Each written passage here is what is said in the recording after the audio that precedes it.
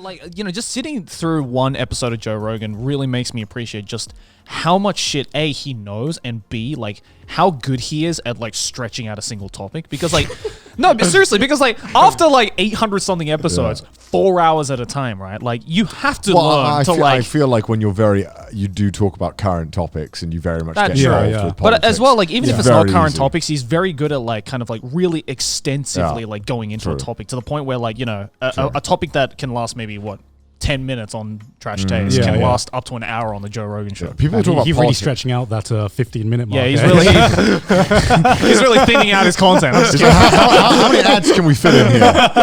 No, I mean, when you're talking about politics, they suddenly turn what could be 2-minute conversations into 10-hour. That is true. Yeah.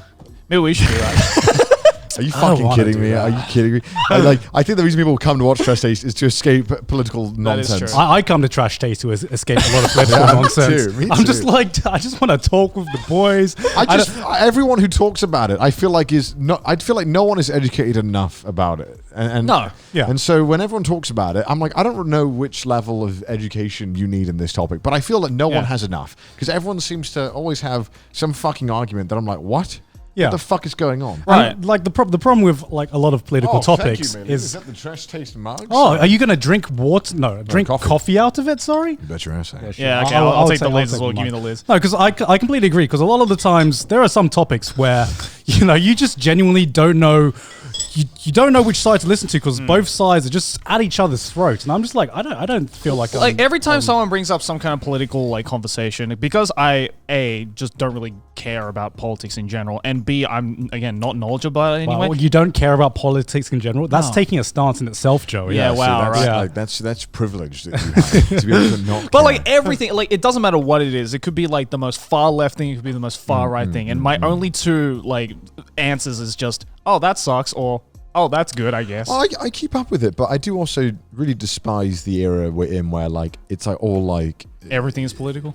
Well, yeah, everything's political. No, it's not that everything's political. It's like everyone has to be involved in it and has to be educated in it. And, right.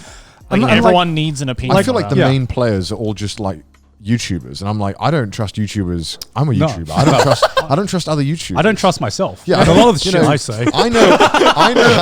Don't trust yourself. I know what we're like, and I know for a fact that these people cannot be doing that good of a job. And when I listen to them, I'm like, okay, this is fine. To me, it's like. It's also been highly monetized now. I feel like money has become such a big player in it that I don't want to watch any of these people on YouTube tell me about why they believe X person has no rights or whatever. Because it's like you got a horse in this race to talk about it. Yeah. You got to get people angry and upset about it so you can get dollars. There's something in it for you. Exactly. Which is why I also hate it a lot, and I also just don't really like talking about it online because it's a shit show. And also, everyone has their own opinions. It is a shit show, and like I just feel like some things are just better discussed in private with the person because there's only so much you can say in 140 characters on Twitter, and that's unfortunately where a lot of these opinions are being spread, and that it's easy to misrepresent your own ideas and other people to misrepresent your ideas and take it out of context. Yeah, and it's just it just seems like a lose-lose situation for me. And two, I don't know why it's just so bad or why more people don't agree that sometimes you just aren't educated enough, or you just don't know enough about a topic to just have an opinion on it. Yeah, and you say that, and like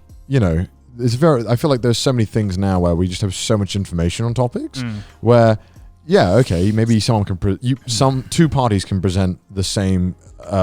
The complete opposite argument, but there's enough information where they can kind of both make their point because they have enough points that work with one person and enough points that work with the other. It's like, okay, well, I can get educated on all of it, and then when you do try and educate yourself on everything in a certain situation, you just realize I just hate all of this. That everything is just fucked and nothing works. Pretty much. There's like no right answer. What do I do? I've gotten to that point a lot of times where it's just like, how do I fix this problem? I have absolutely no fucking clue.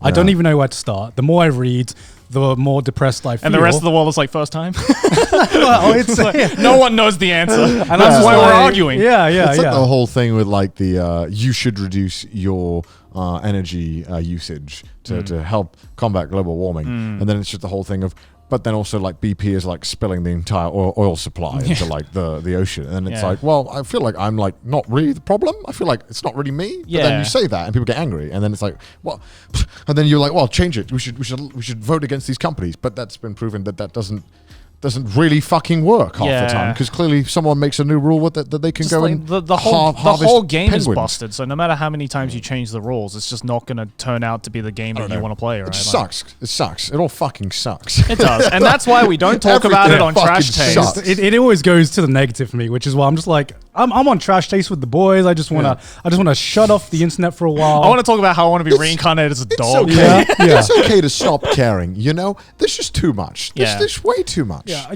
because right now we're just so overloaded with informations and things to care about, right? Yeah. I literally got to like shit myself if somebody sneezed within 2 feet of me, and now I got to worry about what's going on. In like multiple countries now. I'm a UK. I live in Japan. I know got to keep up with that's the biggest thing that's changed, right? Because before everyone only needed to care about what was around them, right? And now being people on the internet, I have to care about everything going on globally, and it gets to the point where there are so many different cultures, so many different points of view, so many different like experiences that each individual has had, that sometimes it's impossible for a lot of people to get the same like viewpoint on things, because even for us who've lived in like multiple countries and have had like experience with multiple cultures, like you can say, we're cultured ourselves. It's like saying this in like the pure unironic sense, because you get this sense whenever I go home or whenever I hear about any of us going home, and you see people who have stayed in their hometowns and you see people who have not left their hometowns, and they have the exact same viewpoint that they got raised on, right? And you know, and coming from that place, you kind of understand how they got that viewpoint, even if you don't agree with it, you know what I mean? But you also understand that they don't have anything to really change their viewpoint in there, because they've never experienced anything. There's no like new information that comes in to like stimulate that change in thought process. So forever they just think, well, this is correct because this is what it was like around me. I don't know about anything else that's happening in the world, so this is just how I'm going to see the world. But then, you know, like for instance, like I remember like when I first came back to Australia after I was living here, and you know, I would go see like my friends and stuff like that who have been there like the entire time. Like I don't know, like things that I remember I used to be able to like very heavily relate with and like kind of almost agree upon. I found myself to be like, oh, is this how I felt? Like, is this really what my thought process was like? And it's like, and it's so weird because like that didn't even happen in that much of a large space of time. Like that only maybe happened in like 2 years. Right? Of just living here.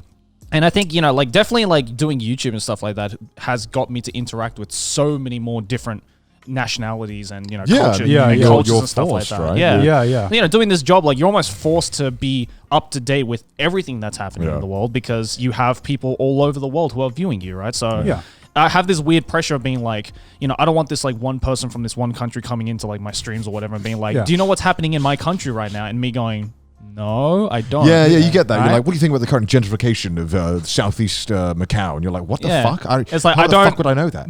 What is Macau? You get that a lot. You're like, you surely can't expect me to have a horse in this race. Please, come on. I'm just kidding people from Macau. I know what Macau is. Okay. But like, that's the thing, right? It's like, you know, you're almost like pressured to be up to date on that kind of stuff, because you don't want to leave any of your viewers out and stuff like that. And so that causes you to just like, you know, it absorbs so much information about the world that when I go back to my hometown and I meet people who aren't up to date on that kind of stuff, who have completely different viewpoints of the world because the amount of information that they've absorbed about the world is on a different level.